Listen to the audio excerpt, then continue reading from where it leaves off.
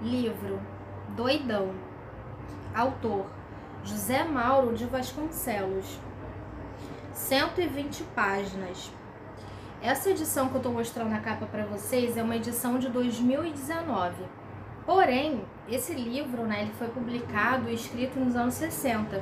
A primeira vez, que o Doidão foi publicado, foi em 63, ou seja, é um livro bem antigo. Por sinal, ele é o livro que completa a trilogia, do Meu Pé de Laranja Lima. E se você acompanha aqui o canal, a gente sabe que a gente está fazendo a leitura e acompanhando a história do Zezé juntos. Primeiro eu fiz a resenha do livro Meu Pé de Laranja Lima, seguido de Vamos Aquecer o Sol. E como eu disse, esse é o último livro, que é o Doidão. O Meu Pé de Laranja Lima conta a história do Zezé, o personagem principal, quando ele era criança. O Vamos Aquecer o Sol tem a segunda parte da infância dele entrando na adolescência, e o Doidão, que é o menor livro de todos, é o livro com menos quantidade de páginas, posso dizer até que é o livro com menos quantidade de acontecimentos também. Relata mais o final da adolescência dele e o início da vida adulta. Eu vou ler a sinopse para vocês. Um adolescente tentando descobrir seu lugar no mundo. Doidão, que integra a trilogia biográfica de José Mauro, foi lançado em 1963, 5 anos antes do Meu Pé de Laranja Lima, e conta o início da juventude de Zé, ou Zezé.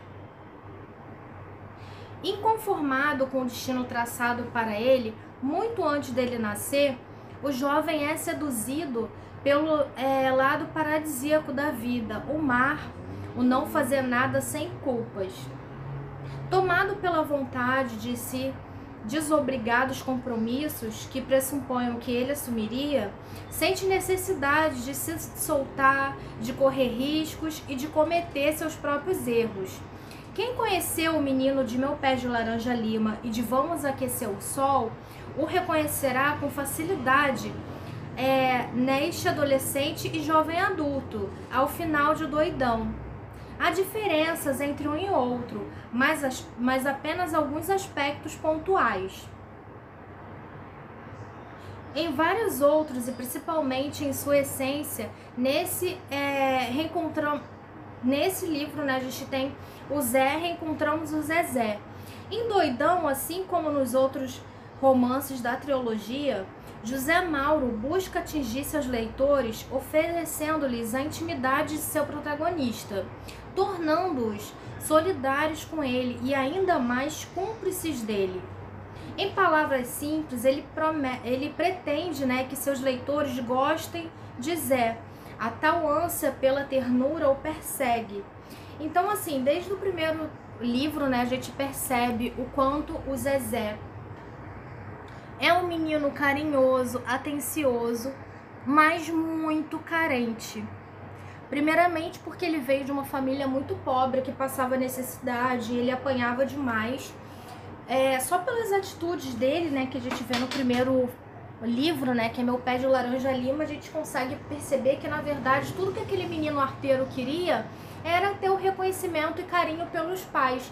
E quanto mais coisas ele fazia para chamar a atenção, ele acabava chamando a atenção de forma errada, por isso que ele apanhava tanto. É claro que eu não estou justificando toda a violência que o menino sofria quando ele era muito pequeno, Quem leu o primeiro livro sabe o quanto é triste, o quanto o Zezé sofria violências assim muito pesadas dentro e fora de casa. No final do livro, ele fica doente e ele acaba sendo adotado pelo padrinho dele, porque ele vê que dentro da família dele o menino não vai ter futuro nenhum. Tudo bem que no final do livro o pai até consegue emprego, porque praticamente o livro inteiro o pai desempregado, com a mãe tentando costurar para fora, fazendo trabalho de costura, fazendo trabalho de lavadeira, praticamente passando fome. Então, assim, é um livro muito, muito triste. Acontecem várias coisas terríveis nesse livro. assim, de cortar o coração mesmo. É um livro que eu tenho muito carinho, que eu gostei muito, que eu me apeguei a personagem, que eu me diverti com as travessuras do menino Zezé quando eu era criança, mas que eu também chorei em várias partes do livro, assim, confesso pra vocês. Se vocês quiserem uma resenha completa de Meu Pé de Laranja Lima, é só vocês irem na playlist de livro aqui do canal que vocês vão encontrar. E aí, seguido, né, depois que ele já foi, que ele ficou um pouco mais velho, que ele foi adotado pelo padrinho dele, em Vamos Aquecer o Sol, mostra a vida nova dele. O primeiro livro se passa quando ele tinha entre 5 a 6 anos. No segundo livro, ele já tem 10 anos de idade, ou seja, ele já é um rapazinho. E aí a realidade dele é totalmente outra, porque ele tá morando com um padrinho que é médico, então ele não passa mais fome, ele tem roupa, que era uma coisa que ele não tinha, ele tem roupa, ele tem sapato, ele tem educação, porque o padrinho dele colocou ele numa boa escola, numa escola católica, ele tem aula de piano, ele pode ir ao cinema uma vez na semana, ver o filme que ele quiser. Ele tem acesso à praça, ele pode fazer amigos, ele pode ir na praia, ou seja, ele tem muito mais liberdade, autonomia de coisas que ele pode fazer do que no primeiro livro, que ele praticamente só tentava trabalhar e apanhava o tempo todo. E passam também muitas coisas legais assim na segunda fase do Zezé, que é no Vamos Aquecer o Sol, que também tem resenha aqui no canal se você quiser saber mais sobre o livro. Nesse terceiro livro já conta a história do Zezé quando ele já tá naquela fase de adolescência, quase chegando na fase adulta. E aí que os problemas começam a intensificar de verdade. Por que eu digo isso? Porque depois dele ter tido uma vida tão sofrida e perceber que é como se ele literalmente não fosse dono da vida dele, porque quando ele morava com os pais, ele passava muita necessidade e não tinha autonomia nenhuma para nada. Aí ele foi morar com o padrinho, ele não passava mais necessidade, porém ele continuava não tendo autonomia para nada, porque nada na vida dele eram coisas que ele escolhia. Por exemplo, ele estava num colégio que ele não gostava, que era cheio de regras pelo fato de ser um colégio religioso, os padres pegavam bastante no pé dele, enfim. Ai, gente, acontece tanta coisa, eu não posso me estender muito porque eu não quero ficar fazendo uma super resenha dos 3 livros num vídeo só pra não ficar longo. Mas ele mesmo ele tendo mais liberdade, como eu disse, ele sente como se ele não tivesse vivendo direito, sabe? Porque, por exemplo, ele tem uma situação financeira melhor, ele tem um quarto só pra ele estuda num bom colégio, ele pode ir no cinema, coisa que antes ele nem sonhava direito de poder ir. Porém, ele não tem amigos, ele não tem tanta liberdade assim pra ser ele mesmo. Por exemplo, ele não gosta de ir à missa e ele é obrigado a ir à missa. Ele não gosta de estudar música, ele é obrigado a quase todo dia, no horário ali, ter a aula de piano, que ele achava um saco e que ele era obrigado a fazer. Ele nem sabia o que ele queria ser da vida dele quando ele fosse adulto. E pelo padrinho dele ser médico, o padrinho dele meio que já forçava ele a ter uma profissão também de médico ou de advogado quando ele fosse maior de idade, sendo que ele era um adolescente que acabou com o tempo se tornando rebelde. Ele não queria fazer nada, ele saiu da aula de... Ele se formou, né, no colégio religioso, mas ele não se tornou um homem religioso, ele nem tinha muita fé nas coisas. Aquele menino que acreditava em sapo que morava no coração, em árvore falante, tudo aquilo foi totalmente deixado para trás. E a gente encontra no livro Doidão um Zezé muito mais deprimido e muito mais apático, sabe? Muito mais triste. O que pra mim me deixou muito triste também, sabe? Porque eu esperava que em alguma parte do livro voltasse essa coisa dele de criança, dele começar realmente a acreditar nas coisas, sabe?